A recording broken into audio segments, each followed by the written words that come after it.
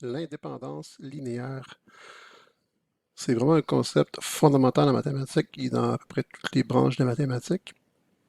Entre autres, là, on est dans des concepts d'algèbre linéaire, de géométrie vectorielle, mais si vous faites un cours un jour de probabilité statistique, vous allez voir que les concepts d'indépendance y est crucial. Donc, les concepts d'indépendance sont très importants en maths, en particulier dans ce qui nous préoccupe présentement en algèbre vectorielle.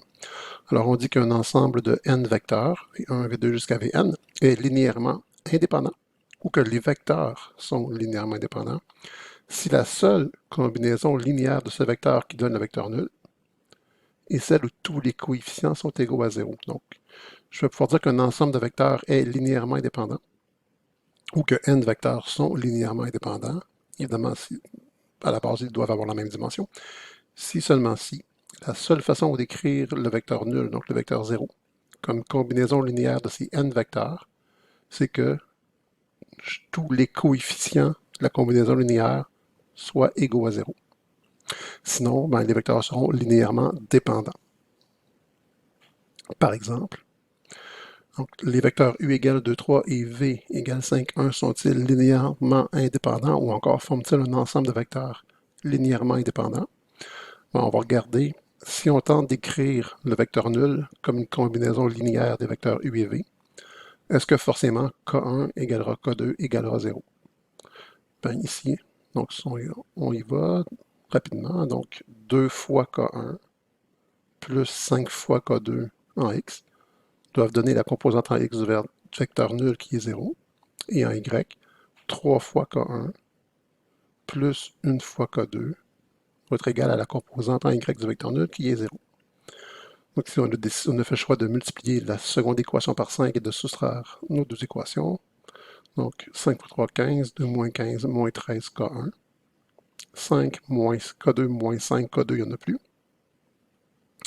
0 moins 5 fois 0, 0. Donc moins 13 K1 égale 0, ce qui implique que K1 égale 0. Ici, K1 égale 0 ici. Mais j'aurai que 5 K2 égale 0 et donc K2 égale aussi 0. Dans ce cas, puisque la seule combinaison linéaire des vecteurs u et v me donnant 0 et celle où K1 égale K2 égale 0, donc les vecteurs sont linéairement indépendants.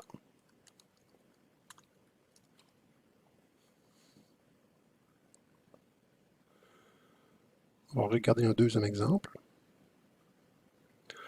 Ici, les vecteurs u égale moins 1, 4 et v égale 2, moins 8 sont-ils linéairement indépendants? Encore une fois, on résout le système d'équations. Ici, on va arriver à 0 égale 0. Donc, je passe les détails. On fait la même chose qu'habituellement. Quoique, on pourrait quand même regarder un peu ce qu'on a fait. Donc, si j'ai mon vecteur 0, 0, donc, pour les composantes en x, moins 1 fois k1 plus 2 fois k2 doit être égal à 0. En y, 4 fois k1 moins 8 fois k2 doit être égal à 0, puisqu'on est égal ici aux vecteurs nuls. En résolvant le système d'équations, on arrive à 0 égale 0.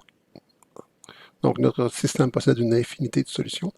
Puisqu'il possède une infinité de solutions, il n'y a pas que la seule possibilité K1 égale K2 égale 0 qui me permette d'obtenir le vecteur nul. Donc ici, les vecteurs sont linéairement dépendants ou ne sont pas linéairement indépendants.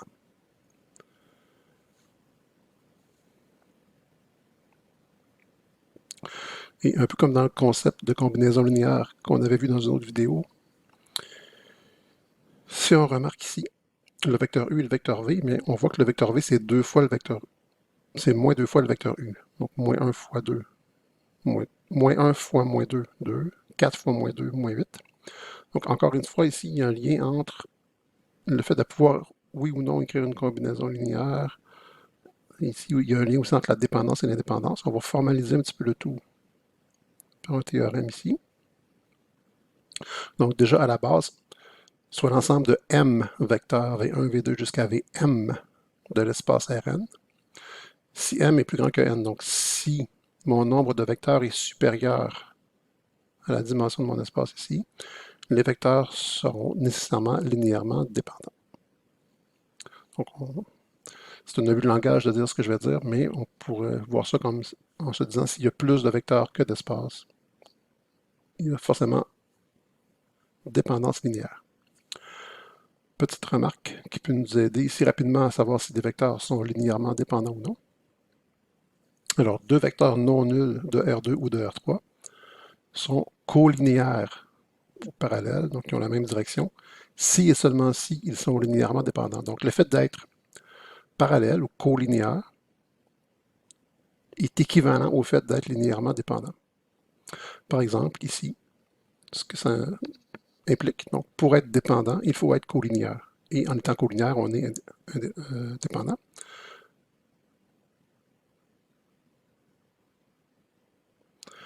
Donc, pour que des vecteurs soient dépendants, ils doivent être colinéaires, donc parallèles.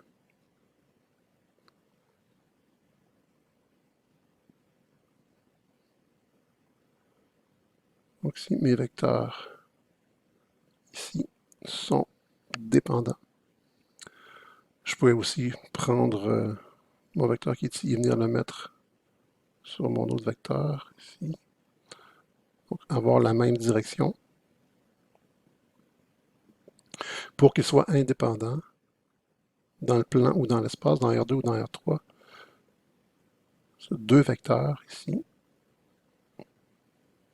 doivent former un angle non nul entre eux.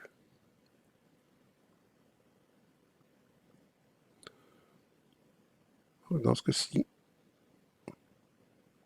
j'aurai deux vecteurs indépendants, ici deux vecteurs dépendants.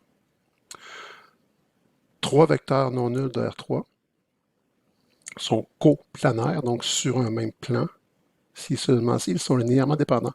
Donc encore une fois, c'est un test rapide pour savoir si j'ai un ensemble de vecteurs dépendants ou indépendants. Par exemple, si on se donne un plan ici,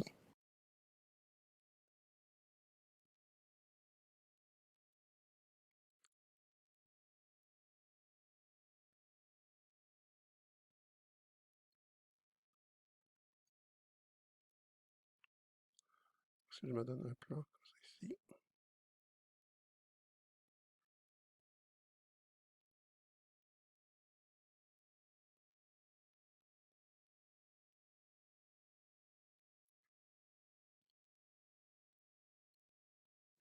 et que je me donne un ensemble de trois vecteurs,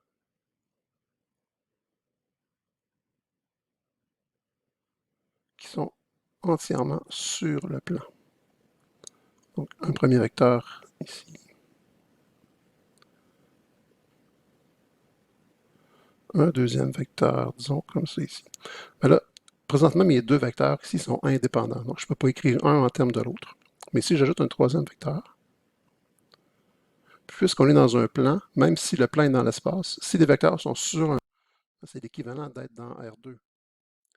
Donc, par exemple, ici, le troisième vecteur que je viens de dessiner, je pourrais l'écrire comme une combinaison linéaire de mes deux premiers vecteurs.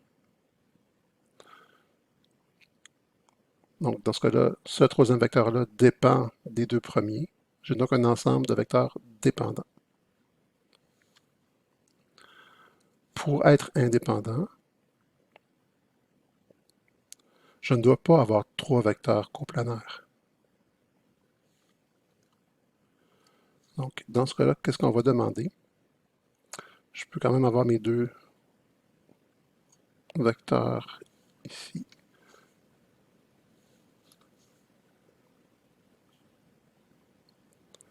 J'ai deux vecteurs.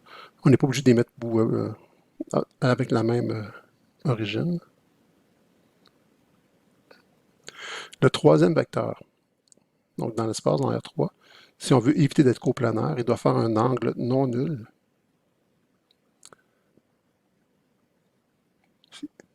avec le plan. Donc, mon vecteur ne doit pas être couché sur le plan.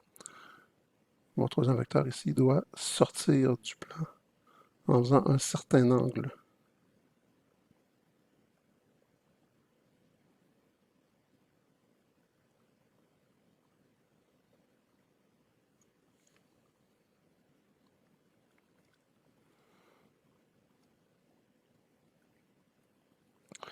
Donc, je dois sortir du plan pour avoir un ensemble de vecteurs indépendant.